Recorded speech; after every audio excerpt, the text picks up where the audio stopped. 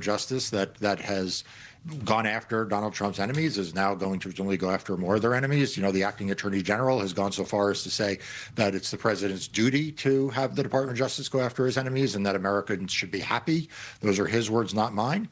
So that's part of it. The second part is what Simone said, which is that they are laying the predicate.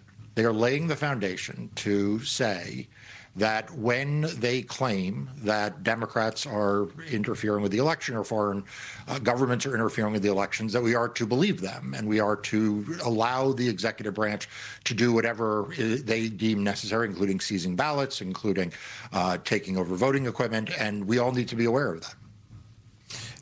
Mark, the first part, to put an exclamation point on what you just said, is largely what we see Tulsi Gabbard doing under Trump's instructions, is trying to erase history, as well as elevating the chilling effect on those inside the government who are noble public servants to the extent that there are any remaining after the purge by this administration, who would in the future serve as whistleblowers on the behavior of this administration.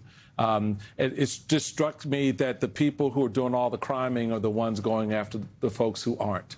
And that, to me, is very telling. I want to go in a very different direction with you for the moment. You and me have a little sidebar, lawyer to lawyer, on this point. I find it intriguing that when you listen to the words of Donald Trump, Tulsi Gabbard, Russell Vought, all of them, every last one of the idiocracy, when they talk about January 6th, when they talk about voting being fraudulent or mail-in ballots being fraudulent, they say all this stuff has happened. And yet, at what point did the conspiracy come together to do all of this? Do you know, people, how involved and detailed it would have to have been for organs of the government to prosecute and put into place all of these various things?